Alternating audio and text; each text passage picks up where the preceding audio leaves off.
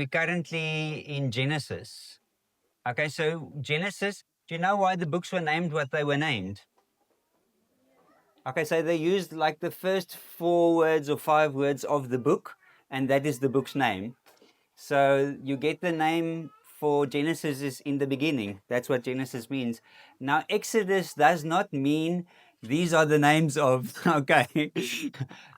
In Hebrew, they call the book of Exodus the book of names, but we call it Exodus because X means out of, and Odus means road, the road out of. So if you drive on the N8, it's the road, it's the Exodus to Bloemfontein. Okay, so that's basically all it means. It means going from somewhere to somewhere else. But Exodus normally has the theme going from a situation that is not good to a situation that he has promised you, somewhere better. But who has ever heard that saying that says, it's not about the destination, it's about the journey? Okay, that's very true of God. He uses the journey. You know, years ago, I remember I lived with my grandparents in Bloemfontein, and then we come to Kimberley to visit. And that was when they used the old road, Deelsville, Boshoff. And when we come to Deelsville, just outside of Deelsville, there's a massive tree, and they stop, and we open a container, and it has eggs and frikadella, meatballs in it. And we stop and eat, but we haven't driven for hours yet. So the journey was very important. It was part of it. And we've seemed to lose all of that. We've come into a time, into a place where we need to get to the destination, never mind the journey. We have to be there by a certain time. You know that feeling? We have to get there before. We have to be there now. Do you know how interesting that mentality is when you have children? Because they don't work with that system. They have a different calendar. Not even watch calendar because they take very long. And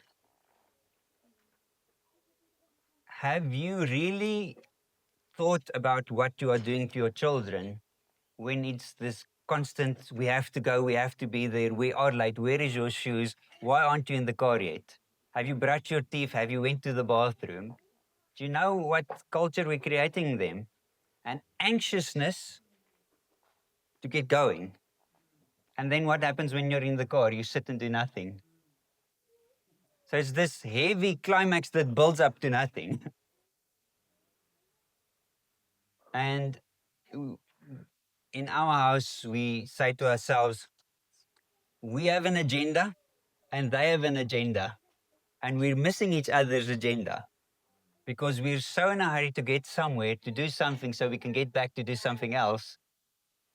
But they aren't in a hurry to get anywhere. Like this morning, um, I saw Ben was playing with a pizza box. There's rocks in, and he's making pizza in his church clothes in the ground with. So that was his agenda, to enjoy the moment, to be present, to experience life. My agenda was, oh my soul, have you brushed your teeth? Do you have sunscreen on? Where's your shoes? Please don't get your church clothes dirty. We need to go. I have to be there by this time. And I think sometimes that's what we miss when God's taking us somewhere. We're so in a hurry to get there that we're missing the part where He's forming us and we have the ability to enjoy Him on this Exodus. And that's why, specifically when we're reading the book of Genesis now in the reading plan, I was really thinking about it. Do you know how massive build up we have to this moment of Exodus? It's building up. He's starting to give us people. He's giving us geographical place names. He's building up this whole picture. When you come to the book of Exodus, is it the first time you read of Egypt?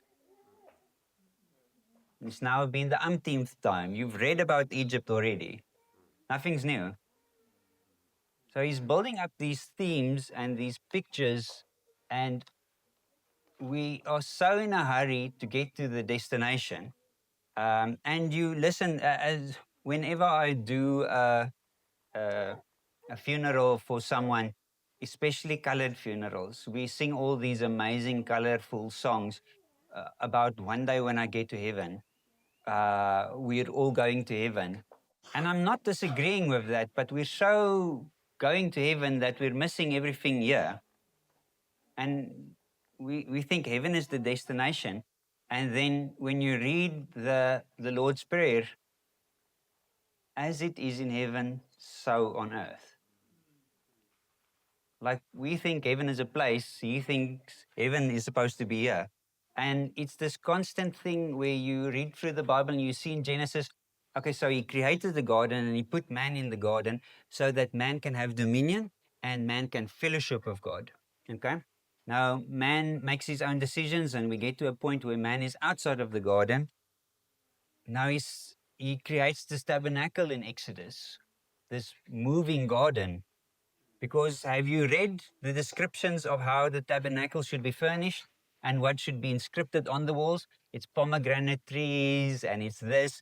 And you know, there's two angels in front of the one door, kind of like Eden. And it's this thing where he wants Eden to move with us.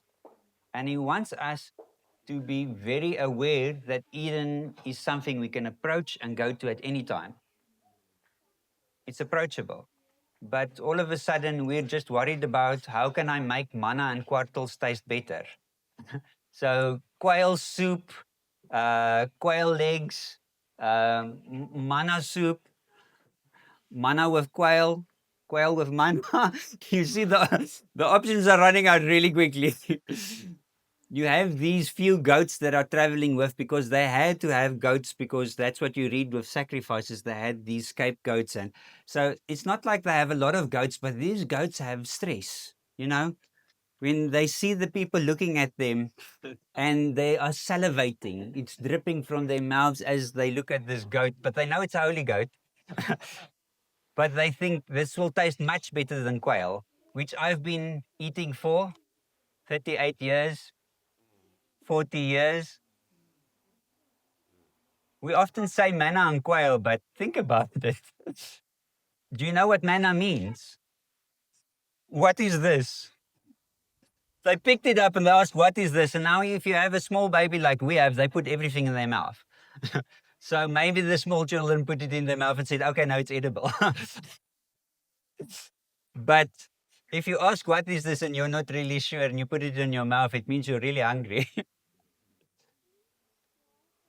And all of this is part of the journey and we miss it. It's kind of like we just want to get to the promised land. It's all about the promised land. If you can end in the promised land, then that's where we rest. And now if you look in Genesis, you get this story, and I'm quickly going to give you the breakdown of the story because today is about us understanding that God has a plan and it's not really always what we think it is. Like he's going somewhere. He's really intentional on going somewhere. But he knows we'll get there. It's not like he's stressed. The fuel's not going to run out. We need to get to the next petrol station because we're driving on empty. He's never in that mode. That's not something he finds himself in, but we often do. Have you experienced this? We're running out of fuel during this week moment. Where you experience this thing where we're running out of gas. We need to get to somewhere to fill up again. And it can be anything. It can be financial, it can be family, it can be emotional, it can be relationship wise, where you just feel that the tank is empty. And you never see God looking for the next turn off to go to a petrol station. He's not stressed about that. He's going somewhere and he will take us there. You call that faith. And you know what's not faith? Worrying about the little things you can't control. Because when going to sea, you can't control when's the next engine, when's the next shell. You can't control that. That's out of your control.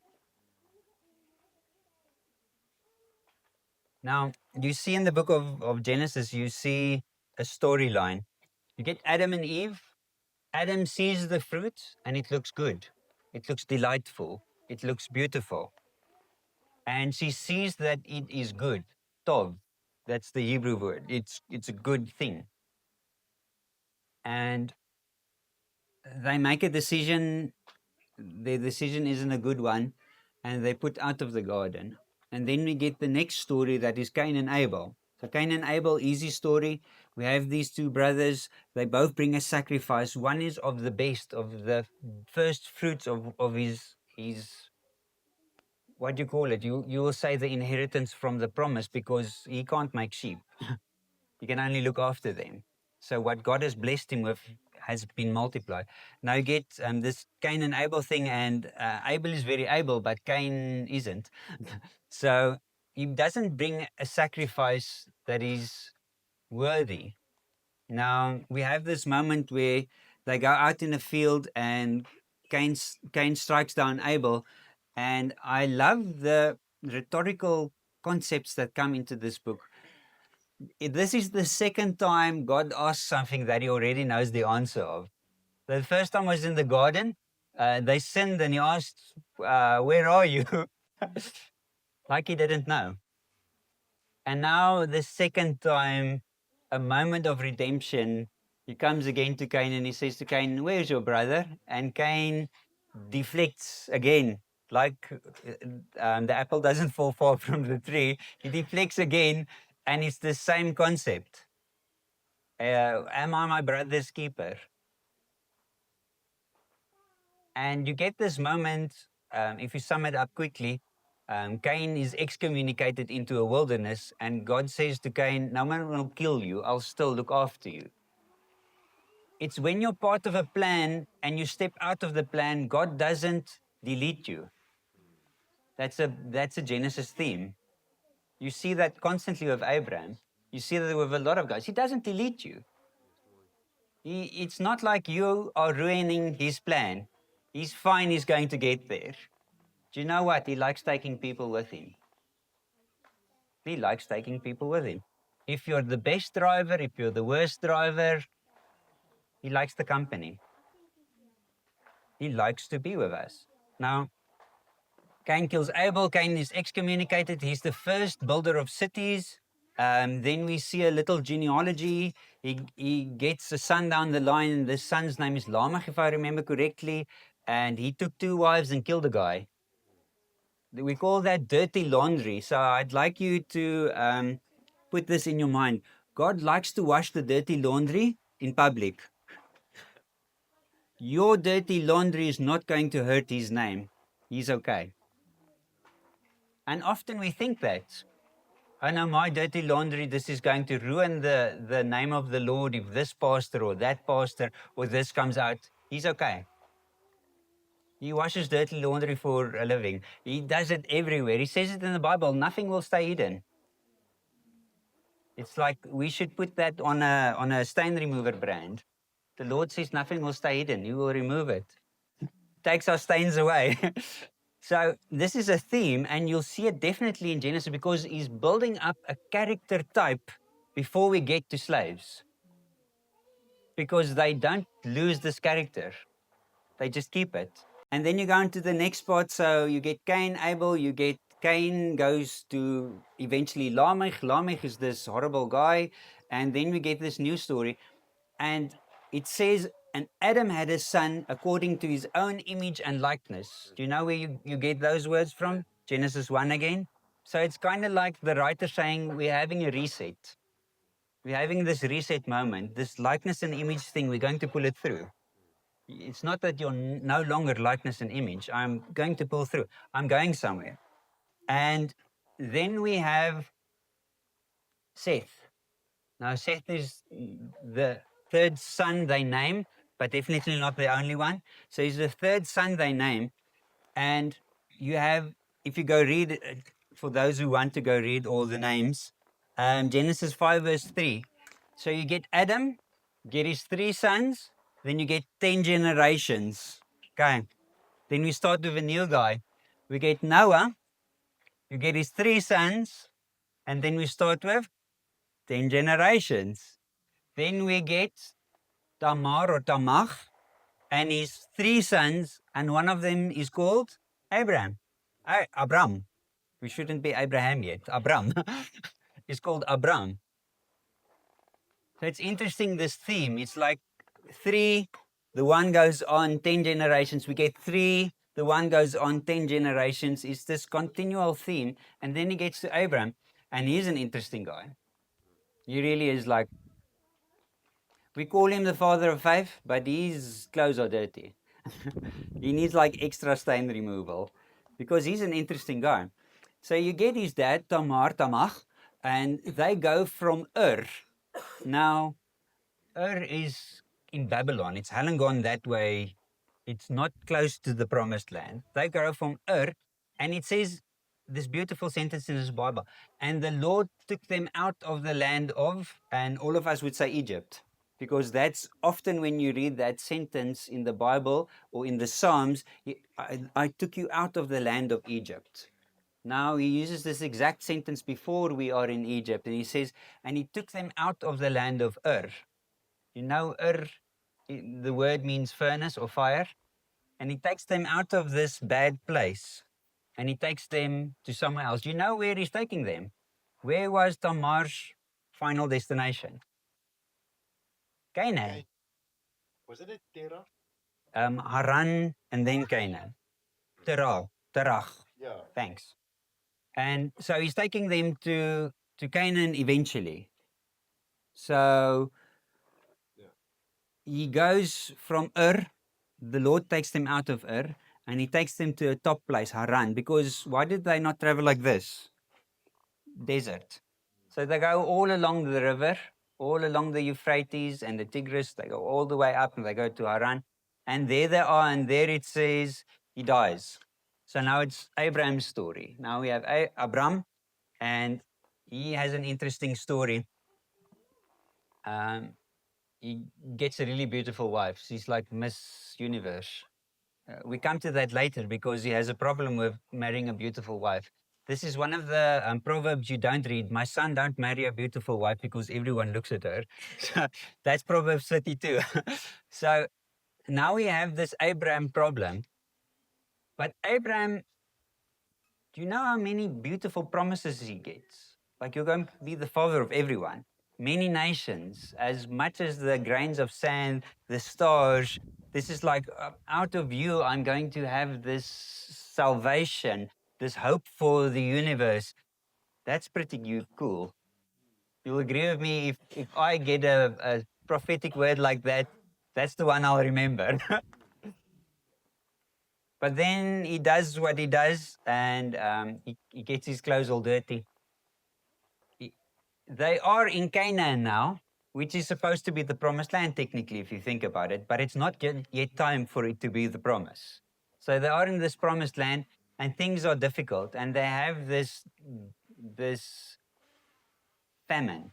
And Abraham says, we need to move. This isn't working well. So they go to Egypt. So this is the first time they go to Egypt.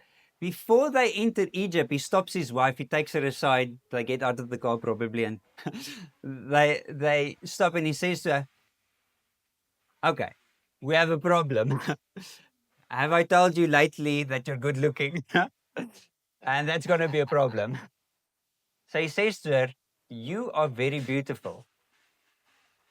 And he says this sentence, and they will see that you are delightful, beautiful, or good, and they will take you. That sounds like the fruit. Keep that in the back of your mind because they're using the same sentence structure to bring you back to the garden because God's going to expose something about Abram. He's going to expose something about him. So he says to her, what? Say you're my sister so that it will go good with me. Say that you are my sister so that I will be Tov. It will be good. I will be blessed. So he leaves her out to dry. And they come into Egypt, and as soon as they're in Egypt, some of the kings, the Pharaoh's people, see her, and they go to the Pharaoh and say, "You wouldn't believe what I saw in the Pick and Pay today." So it's this moment where they just chat, and they say to the king, "This is the most beautiful woman you've ever seen." And the king said, "I must have her." And they bring her to the king, to the Pharaoh, and you have an interesting, ugly situation evolving there, where now she's in the house of another man, and Abram keeps on lying.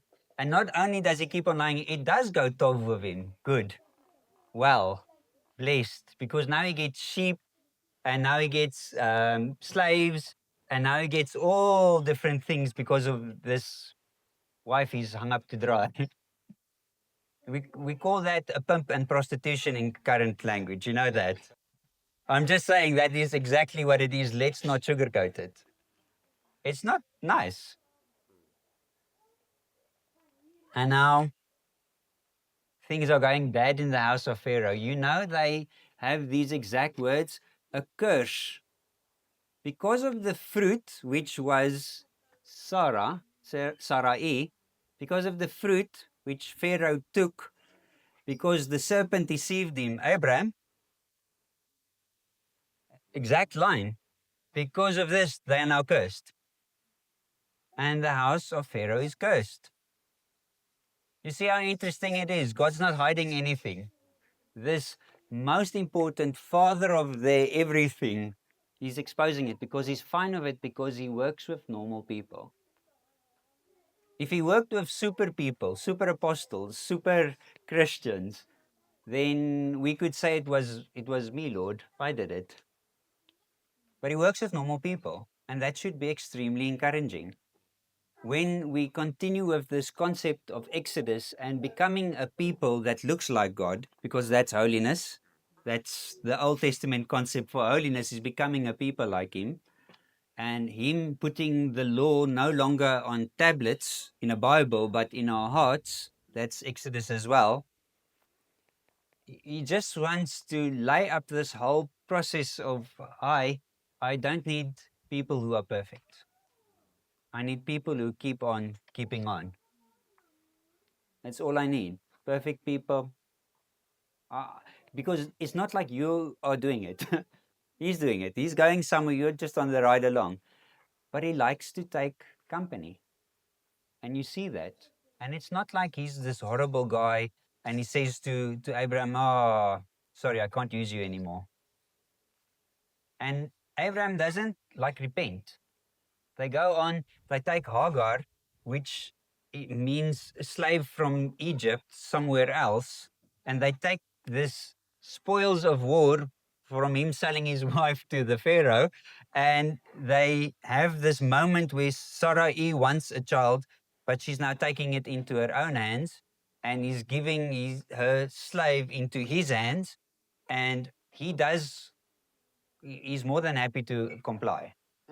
Okay. And now you have this thing where the child comes, this Ishmael comes up, which God named. Do you know that? God named him Ishmael. It's not like even he forgets mistakes, he goes to them. And you have this moment where they are put out, and Sarai asks Abram, um, this slave woman, and he says, "I want nothing to do with this situation. I'm not going to be the righteous judge for anything. Just do what you want to do. Do what you think is good." Do you know we get that term? You get that term in Judges as well. And in those days, everyone did what was right in their own eyes. It's this, these themes bounce around because it tells you exactly who we are. You know, that's why I love that Psalm 103 where he says, He made us, He knows our frame. Now, when you build something and you know it's not strong enough or it's not able to do this, this frame isn't able to handle this load, you know how to use that thing. You're going to be gentle with it because you built it and you know it's not able to do this. He knows our frame. He knows exactly what he's doing. You'll never catch him unawares. It's not like all of a sudden you have this thing where Jacob and Esau has, and he's, oh my soul, he's deceived him. Just like Abraham deceived, just like Isaac did exactly the same with Rebekah and said, this is not my wife, this is my sister. Why would he air out all their dirty laundry? Why?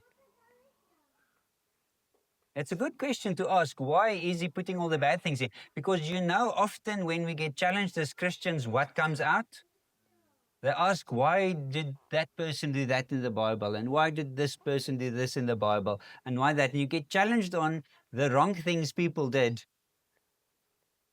Then you ask yourself, why would he put that in the Bible? Let's just put the highlights. Okay. The highlights are the best. Look, this guy's like the father of faith, and he believed, and he got a nice golden coat, and now Joseph is this perfect guy, and Pharaoh sees his LinkedIn profile, and he appoints him to look after the nation. We'd like that part. We'd like that part, but that's not the Bible part. It's this mess. It's like Days of Our Lives, but just the old version. It's honestly not a nice situation you would sell. If this is a product I would sell, I would be hesitant because it doesn't look foolproof. But that's exactly when you have an omnipotent, all powerful God. Nothing you add into the mix will confuse or disrupt what he's doing. He's going somewhere. He has an extremely specific plan. And for us to go along with this plan to inherit the promised land, we need to change. Because there's nothing wrong with his plan and there's nothing wrong with him. So he says, I'd like Marisa to drive with me on this journey. Marisa needs to change, for when she comes into the promise, she will not be able to keep her hold of the promise. She won't be fighting fit. Do you know what they did when they came into the promised land in Joshua? Early in Joshua, they said, what? Okay, we're going to fight from the bottom up. And while we're fighting, if we come to this part now, and this is Marisa's inheritance, we'll say, Marisa, wonderful, we all fought together for you. Now, Marisa, you leave all your inheritance behind, and we don't stop fighting until everyone is sorted out. He needs to create a thinking in your mind where you say, it's important for me to make sure the person next to me is sorted out, not just my promised land. Yeah. That takes generations. It took a 40-year round trip, especially to create that in people. Difficult situations draws us together. But if you don't step into a difficult situation, you'll never be drawn together. But comfort says, I'd rather not enter this. I'd rather not step into this situation because then I will be responsible for A, B, or C. This isn't the promise God gave me. He said he will give me a promised land. Now I have this promised land. Why should I fight for Joe? You can't develop that mentality without going through the wilderness. We can't skip the wilderness. But while we are in the wilderness, we have certain responsibilities. You should become a people with the same culture, the same values, and the same goal. A people who serves each other. That's what means fighting for the guy next to you. You mean you serve. A people who worships together. Amen. So you fellowship together. That's what we call the feasts. We serve together. That's what we call the responsibility of knowing you're part of something. And my neighbor's well-being is totally dependent on me. That's something you can think, they'll be okay. No, they won't be okay. They won't be okay. It's your responsibility. And the last one is, so you fellowship, you feast, you worship.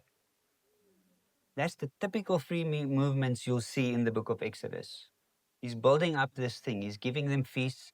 He's giving them a worship system with the tabernacle. Do you know how long it takes building up the tabernacle in that one book? How big part of the book it takes? It's a massive chunk. You know what's one of my favorite things? As soon as they come through the water and they come through the water and they come to this water place called Mara, which means bitterness. After they've been washed, they went through the water, they get this challenge where he changes bitterness into sweetness. And then early on after that, he starts with specific laws. You know what one of the first laws is? How you treat slaves. Because he wants to change your mentality on how the person next to you is supposed to be treated. Do you know what the Sermon on the Mount is? It's an Exodus theme. How to move from being a slave to being a part of the kingdom. It's an honest Exodus theme. He says, blessed are those who, and then he goes, and you can't ever say that any of the Beatitude themes, that Matthew chapter 5, 6, 7 themes, you can't say they ever finish. Yeah. Because that's community. Yes. Do you know how interesting is I'm speaking to Ben and we're speaking about sin and what is sin, and we spoke about the commandments, and well, in this commandments, do you know how interesting the commandments actually are? It's like a few of them focus on God and a lot of them focus on how I treat the person next to me, because that's exactly what Jesus says. So now Allah gets this toy, and the best place for Ben to be in his heart is not jealous, because jealousy will make you bitter. And he washes us from bitterness, but we can return to bitterness. And then if you're bitter, you start to think now, well, he provides to others. Where's my promised land? So you'll be half-heartedly fighting for the person next to you for their promised land, because you're thinking at the back, in the back of your head, what about my promised land? It's been 30 years, because do you know how long they took to inherit the whole land, that promised land? It wasn't 5 months. It was a really long journey. And when they were finished, they weren't finished. And they had to call up people from the bottom to the top to go fight there, and from the left to the right. We miss the theme. We think Exodus is all about the promised land. It's not about the promised land. It's being the promised people. Because wherever the promised people are, is the promised land. That's as simple as the theme works, because wherever the person that was made in the image of God means you look like God, and looking like God means you react like God would react. So you are his image bearer, there is God. So we move, and this one guy says it beautifully. I can't remember what book it was. He said, the road to holiness is through the loss of all anonymity. I can't keep things quiet and silent and for myself and private and think I'm going to achieve holiness. Holiness is me opening myself up, me being vulnerable, me being apart, me giving everything I have and not keeping back. That whole Acts thing, do you remember that, where no one had any? Okay, we call that an Exodus theme as well, because they were becoming a people of promise. And as soon as we start to move to the promised land, and we'll do a few sermons in the concept of moving, but we need to settle in our minds, we have a responsibility. It's not just about attaining a promise, it's about becoming a promised people. The responsibility is yours, because do you know, if we speak about that wilderness, a few got eaten. The earth opened up, Yeah. Okay. chomped them all. This was like a chomp advert. You know that one guy, he stole from, the Lord said, don't take anything. He took it. Do you know who got hurt? Eventually him, but first the people of God. 30,000. They led into a fight, a lot of them died. One guy. You have a responsibility towards your community. That's why that's why the town was called I. Aye. Yeah. Aye. We have it in Afrikaans, aye. It's really this concept of where we should understand this massive Exodus theme is about becoming a people. Yeah. and the responsibility we have on becoming a people. And a group, because he does not choose an individual, a group inherits the promise, Yeah. not an individual. A group inherits the promise because he said he wants all men to come unto him, not just five. He's really in it for everyone, so the world can see him.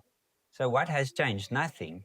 We have changed. Yes. You think it's about me, about my, I have these dreams and these plans. Have them. Just make sure they're aligned with what God wants. And know this other thing as well. As soon as you fail, you are not disqualified. It, you don't catch him off guard with your failure. He knows your frame. He made you. He'll never forsake you. He'll never leave you. It's this concept. And I generally don't do like a theological theme. I do the Bible because I think it's important that we see he wrote the Bible. He was the author of the Bible with a very specific intent. It's not just a few books that have the same theme he put together. Everything connects because he's leading to one thing. You know, we start the Bible with this garden, we end the Bible with a garden. Yeah. That's very specific. So Revelation ends with a garden, Genesis starts with a garden. He's taking us somewhere, but you know he doesn't want to take two people. For God so loved the world that all is a lot of people. Not that a few,